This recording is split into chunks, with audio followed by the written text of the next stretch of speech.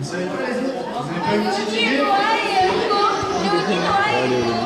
Alors, j'ai décidé vraiment de les mettre en valeur après tout le monde, parce que vraiment cette année, et pas que cette année, ça fait déjà plusieurs années que ça dure, ce sont 3 judokas, 2 judokas et 1 judoka, qui ont un ratio au niveau compétition combat exceptionnel, avec quasiment que des victoires. C'est en gros des enfants qui n'ont peut-être quasiment pas perdu de combat, peut-être, allez pour Hugo un peu plus, mais c'est normal, il est un peu plus vieux, c'est beaucoup plus dur, mais en tout cas pour Noah et Léonie, c'est des enfants qui n'ont pas perdu de combat depuis au moins 2 ans en compétition. Donc, on va commencer par Léonie en catégorie piscine.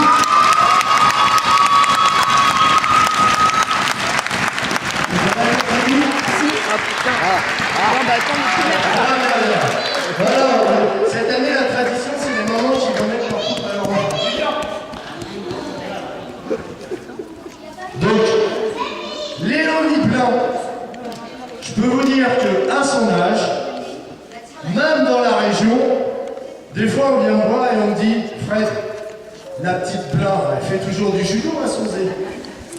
Elle est déjà repérée dans toute la région. Alors que pour l'instant, elle a fait du judo dans le département. Mais on en parle déjà dans toute la région. Donc franchement, elle le mérite amplement.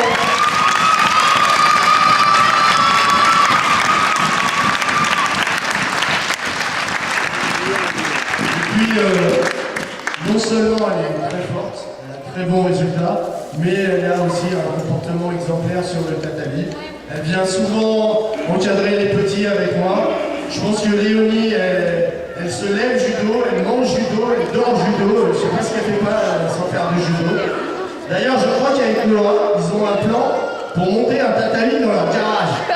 Ça promet. Ils n'auront pas besoin du prof. Allez, applaudissez-la bien fort.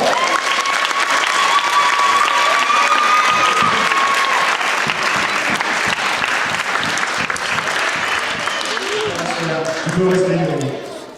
Ensuite, donc, tout autant exceptionnel, à son âge, je vais appeler Noah.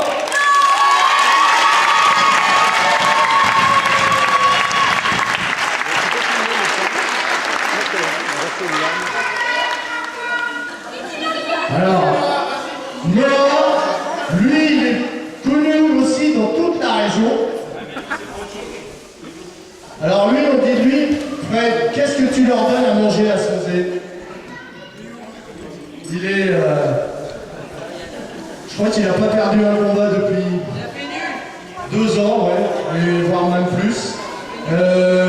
Pour vous donner juste une idée, donc il a passé les tests à Corneille pour entrer en sport-études.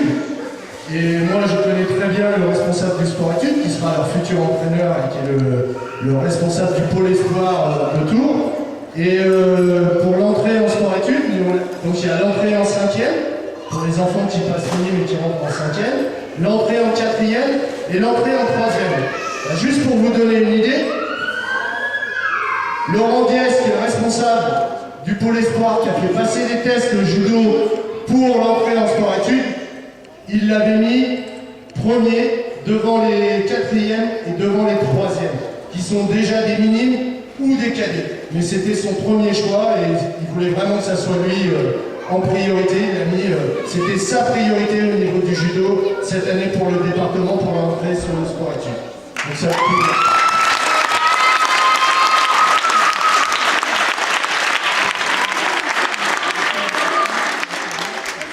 Donc en plus, on a eu une petite discussion tous les deux hier soir, Noah.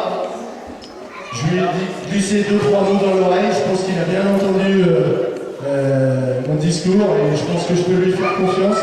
Et je pense qu'on n'est qu'au début d'une grande histoire.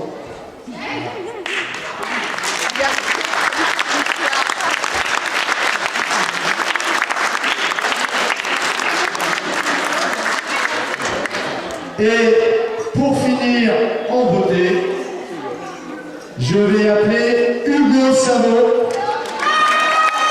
Alors, la coupe est grande, donc vous allez la partager avec sa maman. Voilà. Et vous allez lui emmener sa coupe.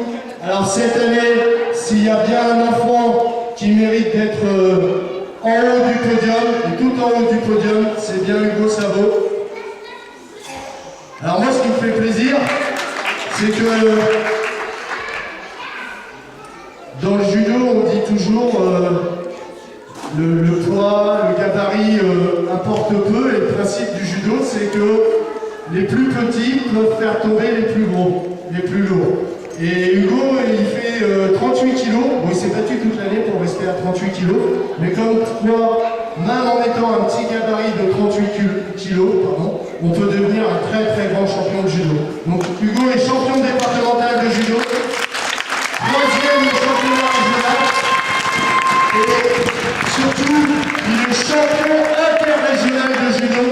Donc ça, c'est une très très très grosse performance. On est montré.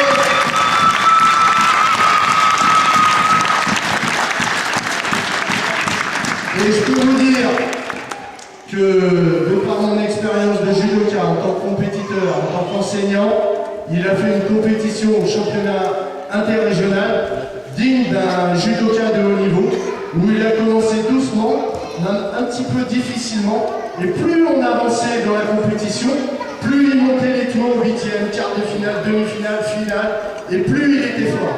Et ça, c'est la marque des grands champions. Je voudrais que vous l'applaudissiez très fort.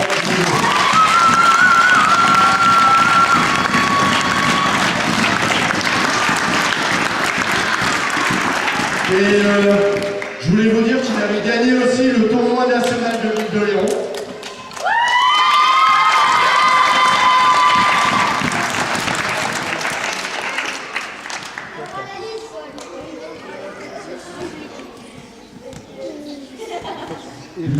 L'autre avait fait combien à Bourg-en-Bresse? 5e.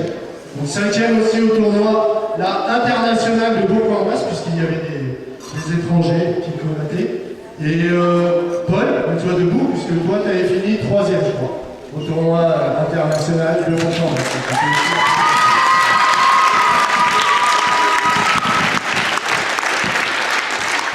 Donc voilà, donc je pense que l'avenir du club est en très bonne voie, et à travers tous les judokas qui ont été récompensés cet après-midi, à travers tous les judokas, ceux qui ont été présents et ceux qui, pour raison ou autre, n'étaient pas là cet après-midi, moi tout ce que je peux vous dire,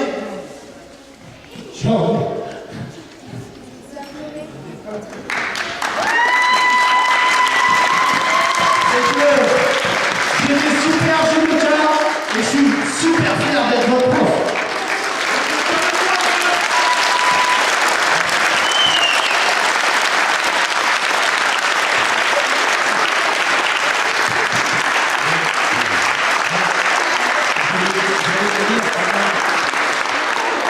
J'apprécie toute cette jeunesse.